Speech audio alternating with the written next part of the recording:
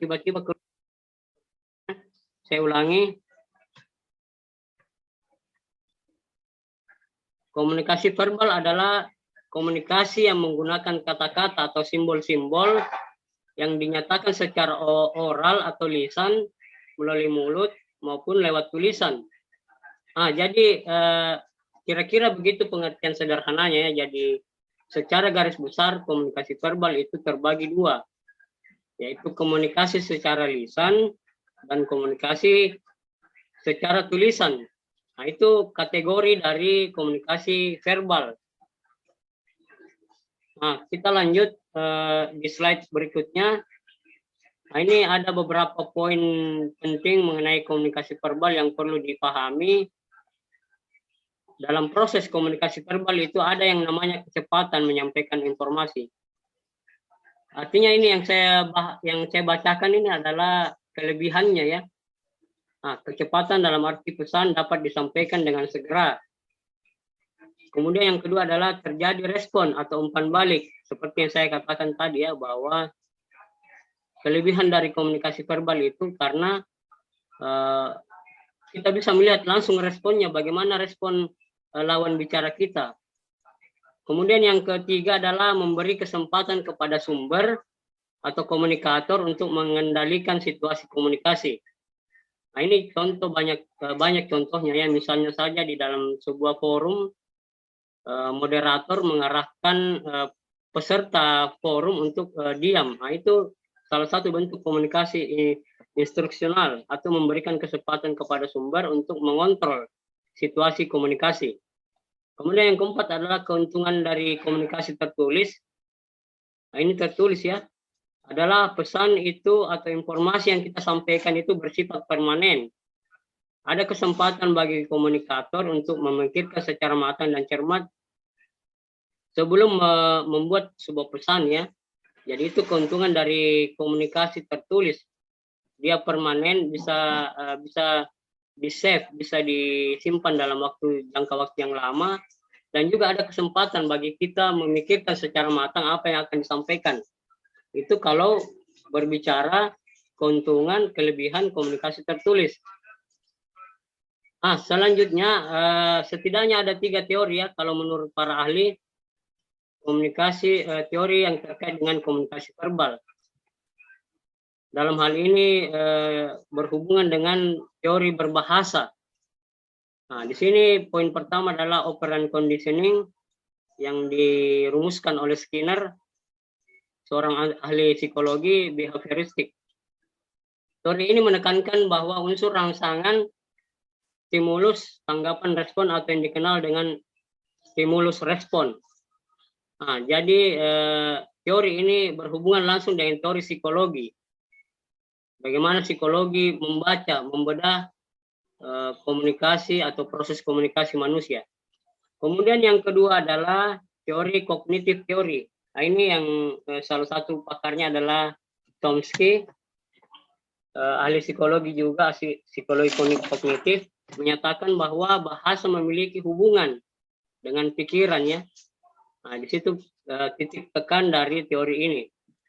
Selanjutnya teori yang ketiga adalah mediating teori. Salah satu pakarnya adalah Osgood, yang juga ahli psikologi behavioristik. Dalam teorinya menunjukkan bahwa manusia mengembangkan kemampuan berbahasa tidak saja bereaksi terhadap rangsangan yang diterimanya dari luar, tapi juga dipengaruhi oleh proses internal. Saya kira itu 3 teori yang terkait langsung dengan perilaku komunikasi ya.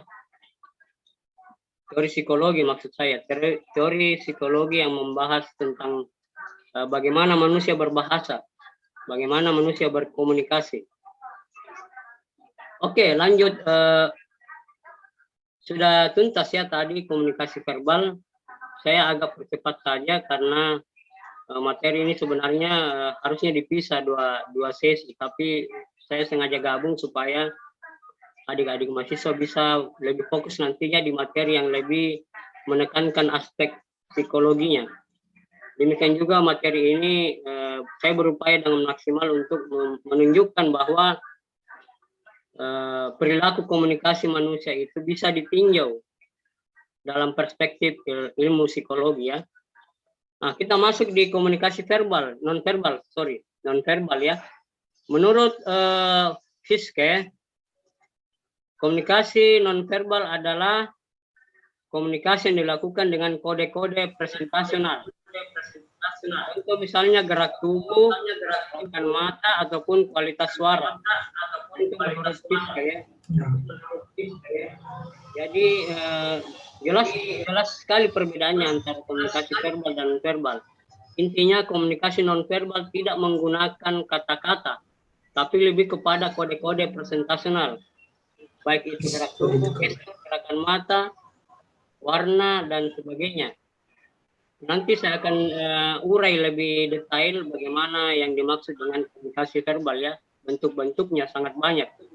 Dibanding komunikasi verbal tadi hanya 2 kategori. Kalau komunikasi non verbal ini lebih banyak lagi bentuknya dibandingkan komunikasi secara verbal.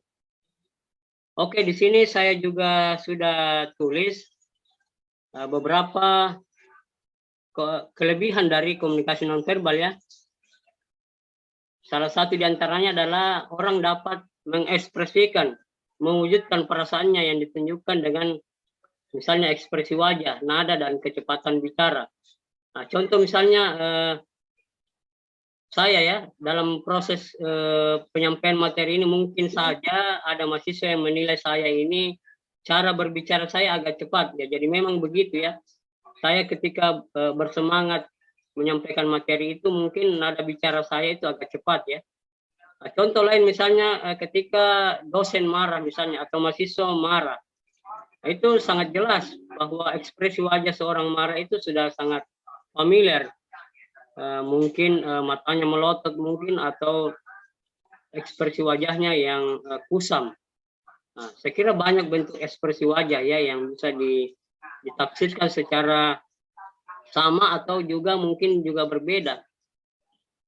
Beda penafsiran seseorang terhadap ekspresi wajah.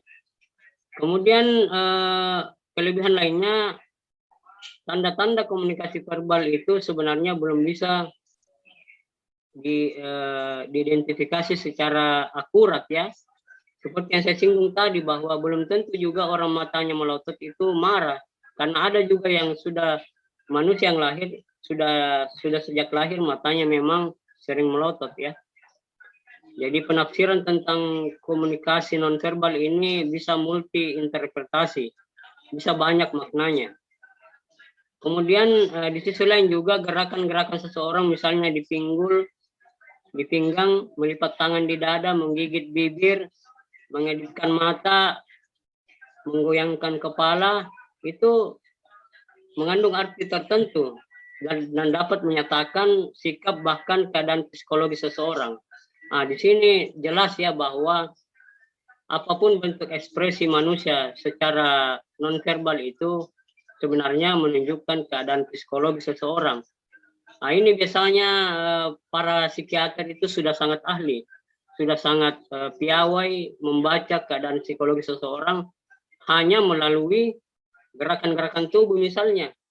Sudah bisa mengetahui bahwa seseorang ini mungkin dalam keadaan sedih atau mempunyai masalah ya. Itu kalau psikiater yang sudah sangat mendalami ilmu psikologi. Nah, kemudian nah di sini ada beberapa fungsi ya yang secara lebih ringkas ada 4 poin yang disimpulkan oleh para ahli. Yang pertama adalah repetisi, yang kedua substitusi, yang ketiga adalah identity, yang keempat adalah melengkapi ucapan-ucapan yang dirasakan belum sempurna. Nah, ini contoh misalnya gerakan tubuh misalnya. Ketika berbicara orang biasanya menggoyangkan tangannya ya, itu salah satu bentuk strategi komunikasi untuk melengkapi ucapan-ucapan, ada penekanannya. Nah, itu beberapa fungsi ya. Insya Allah nanti saya share PowerPoint ini, silahkan dibaca ulang di grup WhatsApp mengenai fungsi komunikasi nonverbal. Nah, kita masuk di materi yang terakhir, kategori-kategori komunikasi nonverbal. Nah, kalau tadi komunikasi verbal hanya dua, komunikasi lisan dan tulisan, kalau komunikasi nonverbal ini banyak sekali variannya, banyak ragamnya. Nah, kita mulai di poin pertama itu kinesik atau kode nonverbal yang ditunjukkan melalui gerakan badan ya. Kemudian yang kedua adalah guys atau kedipan mata misalnya atau gerakan mata. Nah, kemudian yang ketiga adalah touching atau isyarat yang dilambangkan melalui sentuhan badan. Nah, ini biasanya contoh misalnya ibu-ibu yang sedang memarahi anaknya itu biasanya mencubit ya. Mencubit anaknya itu sebagai salah satu isyarat untuk melarang sesuatu misalnya. Saya kira banyak contohnya ya. Tinggal nanti adik-adik mahasiswa bisa bernalar atau bisa mempertanyakan bagaimana contohnya masing-masing. Kemudian yang keempat, paralanguage, isyarat yang ditimbulkan dari tekanan atau irama suara. Nah, ini paling banyak contohnya ini. Kalau orang marah biasanya kan suaranya keras itu, nada volume suaranya itu agak meningkat. Nah, ini contoh salah satu komunikasi nonverbal dalam bentuk paralanguage melalui isyarat atau tekanan irama suara. Oke, selanjutnya diam. Nah, diam juga ini banyak kasus ya. Salah satu contohnya misalnya ada seorang perempuan yang dilamar, itu biasanya kalau perempuan dilamar biasanya lebih banyak diamnya, tidak memberikan jawaban apakah menerima calon mempelainya atau tidak, hanya diam, yang bisa ditafsirkan secara beragam oleh para audiens yang hadir di situasi komunikasi. Contoh berikutnya adalah postur tubuh ya. Postur tubuh juga menurut para ahli menunjukkan situasi komunikasi nonverbal. Poin berikutnya adalah proximity and spatial. Kode adalah kedekatan adalah kode nonverbal yang menunjukkan kedekatan dari dua objek yang mengandung arti. Nah, ini biasanya ditunjukkan pada orang yang sedang bermesraan ya, berpacaran misalnya, kemudian jalan di tengah umum itu biasanya saling bergandengan tangan, sangat mesra kelihatannya. Nah, itu yang dimaksud proximity and spatial, menunjukkan bahwa mereka sedang mempunyai hubungan yang dekat. Kemudian yang poin berikutnya adalah artefak dan visualisasi. Nah, contoh misalnya hasil seni ya, yang memiliki arti. Nah, ini paling banyak ditemukan misalnya pada gua-gua itu ada lukisan manusia prasejarah itu. Mereka menulis bukan tanpa alasan, tapi mempunyai alasan tersendiri. Manusia prasejarah misalnya menggambar di bebatuan di goa, dalam goa itu maksudnya untuk berkomunikasi ya, baik berkomunikasi dengan sesama mereka sendiri atau merupakan komunikasi terhadap Tuhannya atau komunikasi ritual. Nah, itu yang dimaksud dengan komunikasi nonverbal dalam konteks artefak atau visualisasi. Saya kira itu penyampaian saya terkait dengan beberapa kategori komunikasi nonverbal. Sebenarnya banyak sekali lagi yang belum saya sebutkan, misalnya warna. Apalagi ya? Warna, waktu juga menunjukkan komunikasi nonverbal. Bunyi-bunyian ya. Nah, ini contoh bunyi-bunyian juga banyak dilakukan pada zaman dahulu itu misalnya meniup trompet misalnya, itu salah satu kode nonverbal yang dipraktikkan oleh manusia pada zaman dahulu untuk berkomunikasi dengan sesama mereka. Itu dalam bentuk bunyi ya. Kemudian yang terakhir itu bau-bauan. Bau juga merupakan kode nonverbal ya. Selain digunakan sebagai status misalnya, juga bisa bermaksud sebagai alat kosmetik ya, atau bisa juga menjadi penunjuk arah. Misalnya di tengah hutan misalnya, anak mahasiswa pecinta alam misalnya nyasar, nah, dia bisa membakar sesuatu di tengah hutan untuk menciptakan asap supaya nantinya kemudian orang bisa mencium misalnya asap tersebut di mana, atau bisa melihat asap yang dibakar itu dari kejauhan. Nah, itu beberapa contoh bentuk komunikasi nonverbal. Saya kira banyak lagi di luar itu ya kode-kode nonverbal yang tidak sempat saya sebutkan satu persatu, dan bisa sebenarnya dibaca-baca ulang di buku saya yang sudah saya tulis, itu bisa dipinjam di rombel lain ya, karena di rombel lain itu mahasiswa sudah mempunyai buku yang sudah saya karang tersebut. Bisa juga dicari referensi di internet mengenai bentuk-bentuk atau kategori kode-kode nonverbal komunikasi ya.